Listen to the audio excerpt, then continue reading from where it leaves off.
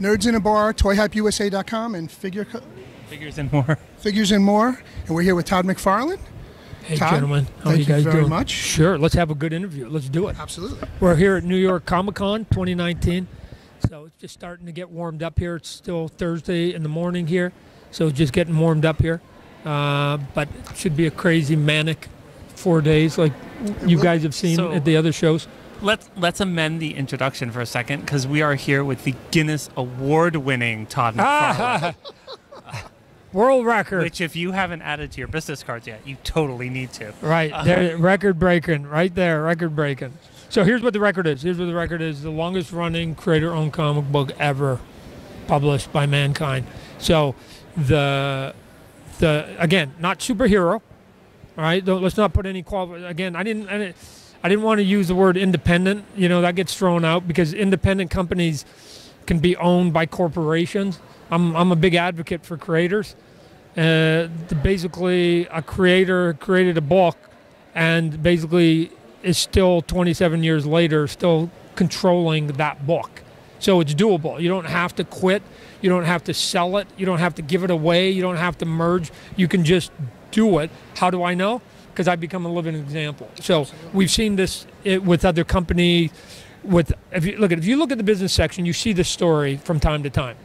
Person X creates an idea and basically goes against the giants and succeeds, right? This is just another one of those stories that you can go up against the big Fortune 500 companies.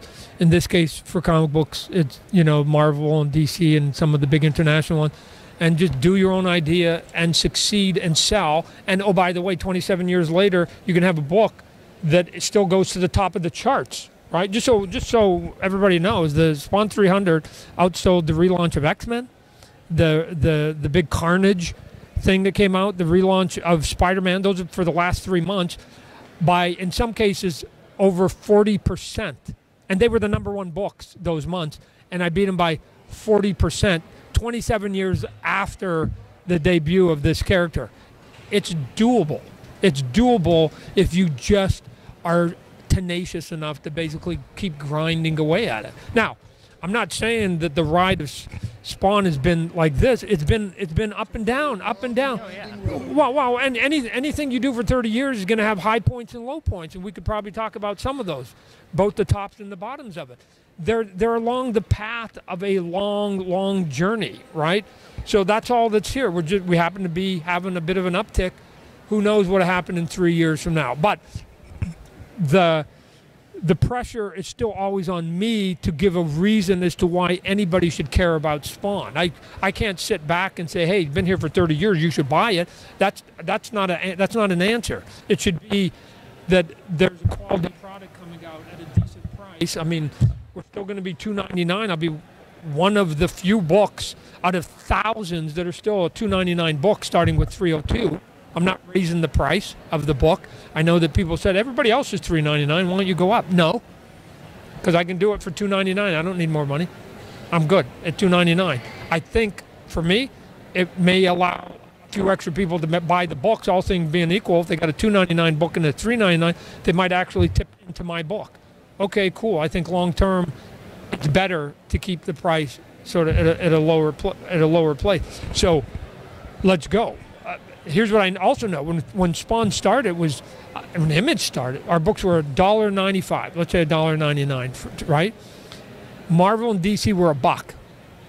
We were twice the price. Fast forward to 2019, there's a $3.99. So they've gone from $1 to $4. They've gone up $3, and Spawn started at $1.99, and it's $2.99. In the time that they've gone up 300%, I've gone up 50% on my price. Okay, the cost of printing and everything is the same for me as it is for them. So why do they keep taking advantage of the consumer? I don't know. They have to. I guess they have to keep their lights on. They got a bigger infrastructure. I don't employ 1,000 people, so I don't have to charge those prices if I don't have to. Which is why I've been able to do it with the toys. Been able to keep the prices of the toys down and put as much sort of quality into the product as possible, because I don't have to maximize profits because I'm not a public company. It's cool. You get to do a lot. You have a lot of freedom when you're private. So since you spoke about the toys, let's switch tracks. Okay. So obviously you wanted to create your own comics, so you co-founded Image to create Spawn in your own comics, and then it came time to make Spawn action figures, and you created your own toy company rather than go to one of the established toy companies. Can you talk a little bit about the reasoning behind why you decided to do it yourself as opposed to... the reasoning to me was fairly simple. I was of the mindset, and I knew what Spawn was going to be moving forward, that I wanted to make non-traditional toys and sell them in non-traditional places. I just wanted them to look more sophisticated, and add more paint and add more articulation. Right. So, but you know, and you saw the evolution, not necessarily the Spawn series #1, but by the time we got to like 6 or 7, we were hitting our stride, right? And better than the companies that were out there. Well, but I also knew that because I was aiming a little bit higher audience, I wasn't trying to sell to moms and 8-year-olds and 6-year-olds. That's what the Fortune 500 companies do. So this is the non-traditional places. I knew we had to go to Virgin Records, and we were going to have to go to KB Toys. We were going to have to go to Babbage's. We're going to have to go to all these places that no longer exist. But I go, that's an older clientele, and they're looking for hipper, cooler stuff. So instead of giving them Disney-looking product, I'll give them Freddy Krueger, and we'll make it look as accurate as possible, and it'd be super cool. And so I couldn't go, and I talked to them all, just so, you know, in full disclosure, I talked to all the companies that were making toys at that point. But when I said, hey, non-traditional play, you could just see that was like, uh-oh, that's breaking our MO. Our modus operandi, that's not what we do. You caused the industry to change the way they make toys, because they were putting out these crappy pieces of plastic, and you raised the bar to a level that, oh my God, now we have to catch up. So you had Mattel and Hasbro rushing to get these figures in a better shape and better looking. Your sculpts. No, you're wrong. You're wrong. I'm gonna tell you you're wrong. And here's where you're wrong. They didn't rush. They actually were going, go ahead, little boy. You go and try this. Good luck. Yeah, and so, but here's where they eventually they figured that they didn't make this is how big companies work. They didn't eventually make better toys because they wanted to make better toys for their customer. They made better toys because it was more profitable. When they figured out, after I kept telling them, you know, if you put 25 cents more into this toy, you'll be able to sell it for $1 more. And then they went, what? Hold a sec, that means we make 75 cents on our 25. Wow, that's a good investment. And so they go, hey, we should make better looking toys. Not because they wanted better toys, but because the profit margins would go up. I was doing it because I wanted to make better toys. And I knew that if I had some modicum of success, there would be some people, I didn't think that the big companies would do it, but I knew some smaller little companies would take the blueprint, and now you see it if you go to Toy Fair, there are dozens of companies that are doing what I started in 1994 that are doing spectacular work. Because when in 94, I'd go to Toy Fair and there'd be like 4 toys that I wish I had done. And now there's like 400 toys I wish I had done, right? So I was the only guy in the block doing it, which is probably why we got as much notoriety as we did. Now there's dozens of people doing really good stuff. The big companies, again, went, oh, if we make it better, we can sell it for a higher price. Because that when I came out, the toys were $5.99. I was selling mine for $6.99. And I remember them having conversations with them saying, you can't sell a toy for $6.99, Todd. And the answer is, of course you can. Of course you can. Matter of fact, not only can I get $6.99 out of a customer, if I make a Mercedes-Benz, I can get $75,000 out of a customer. So of course you can do. And if I make a PlayStation, I can get $250 out of and if I do a skateboard or a bike, I can get $100. Like, people will give you money if they think that the value that they're giving you of dollars is equal to what it is they're about to buy. So what can I sell a $6 toy if it's $6 value? Of course I can. Can I sell a $6 toy even better if I give them what looks like an $8 value but sell it for $6? Oh, you can really sell that. What they were thinking was, because they were selling $5 toys, how do you sell a $5 toy for $6?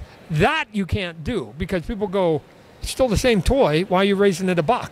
So if you upgrade it then yes, people will pay the extra money for it, right? I mean, when Upper Deck came out and broke the monopoly with Topps trading cards, they went, you can't get $1 a pack, because a pack of trading card baseball cards was at 30 cents, and they got $1.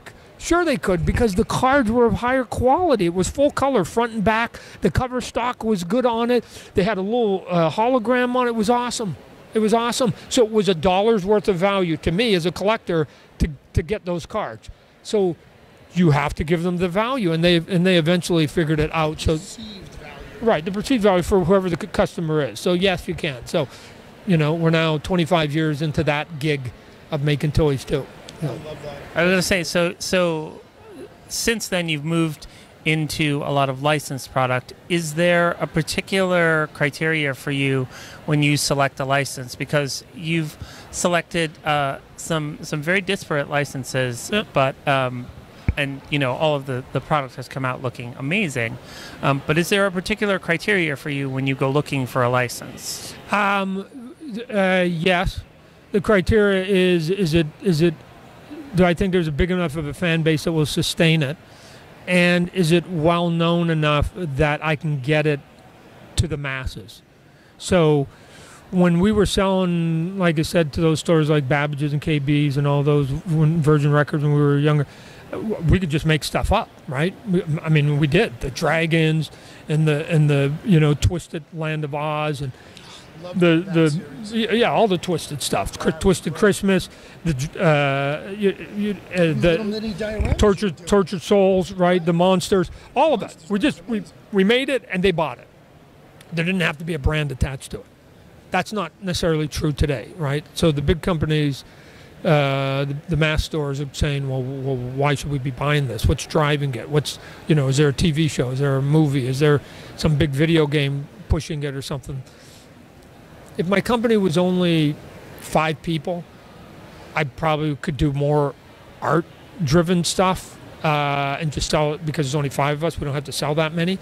But I have a decent-sized staff that we can't be an art house, right? So other companies that are doing really cool stuff and selling them direct internet, I marvel, and they do a great job at what they're doing. But you know, I'm guessing that their overhead is a fraction of mine, so they can afford to do that little sort of niche thing that I can't. I have to have a certain amount of units. So besides, is this something that they're talking about out in the ether, the fans? Is it also something I can go to a couple of my retail accounts and they'll be interested as well, right? Because their answer to everything is, well, what's driving it? Why is anybody coming in the store today? Just because you made it. You do South Park.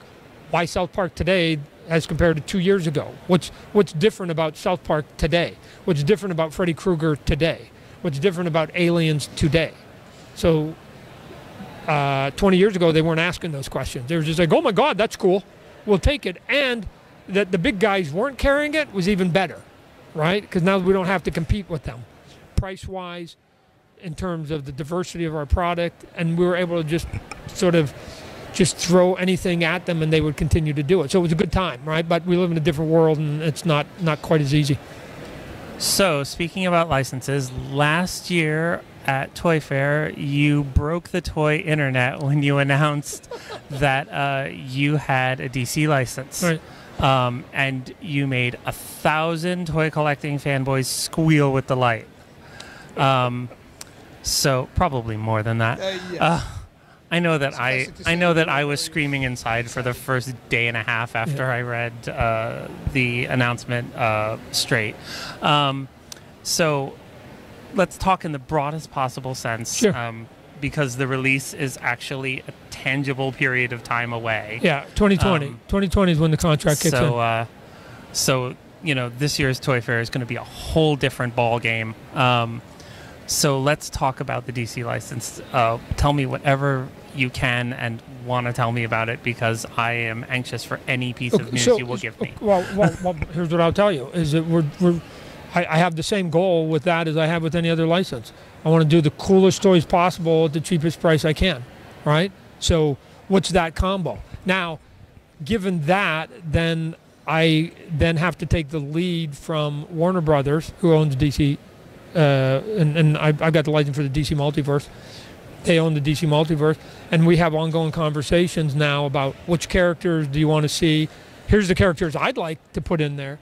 Which characters do you have a strong brand? They know their movies and TV shows and video games better than I do, so they're making suggestions. We're always constantly talking about the comic books, and then the question is sort of what's the slow burn that over time will get. Like selfishly, I'm hoping like more McFarlane, if you will, right? Like, oh my God, let me just go nuts with Batman. They're like, whoa, easy, Todd, right? So, and I go, oh, let me go nuts with that character, and I just like, let me go nuts.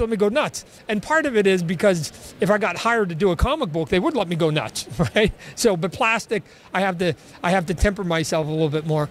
It's because of the cost factor, the plastic. I mean, you could do a cape for a 6-inch figure. Yeah, there's a box size pricing. All those come in there. Right. There's also the brand of DC is giant, and because of that, then people want to make sure that they're good stewards of it. And so what you can't do, and I completely understand it, although it gets frustrating at times, is that you can't take this big billion-dollar brand called DC Multiverse and then let this freak Todd come in and go, guys, let me just go crazy. Like they have to like go easy text, easy. And so there's going to be a little bit of walking before I think we get to run. And what I'm hoping for, and I'm pretty good at it, is that like I just go and then I'll play nice and we'll do it.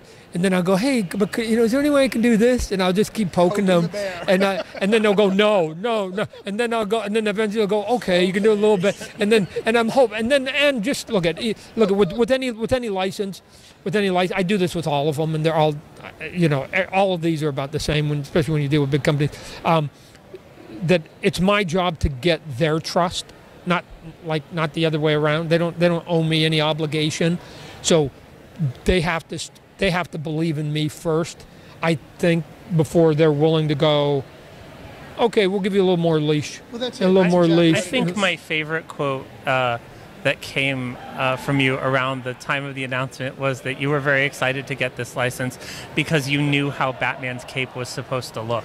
In my brain. I've heard that a couple of times. Right, no, in my brain. And we will get to it. Eventually we'll get to it because we'll find the retailers that will take those kinds of boxes and things like that. So we're going to try and do as much crazy stuff as possible. But like I said, we're going to walk, and then eventually, hopefully by the end of my license, we'll be running, and then we'll see whether they want to renew me or whether they go get rid of the crazy man and go get somebody else. Okay, a little more sane. So I have a suggestion. Yeah, I have a suggestion because I love throwing suggestions out at you guys. Okay, we need to create a Build-A-Cape figure. Each I agree. figure comes with an extra cape. No, I agree. Well, listen, Todd, it's been an absolute pleasure. Thank you so much for taking the time with us. We would talk for hours. We want you for a Nerds in the Bar episode where you come sit with us in a private little setting, and we talk. We have dinner, drinks, whatever. I live in Phoenix, no, so that's fine. Next show, Toy Fair. Toy Fair. Oh, okay. Like well, we're all together. We already spoke to Mama Carmen. She said. She said you're rough to get a hold of, but we're gonna try and do something with you. All right. Well, I appreciate you guys giving me the time. Good talk. ToyHypeUSA.com. This is Rob Database Hull, Marc Rosenzweig, Batman Marc, and Todd McFarlane. The Todd McFarlane himself. Spawn 301 record.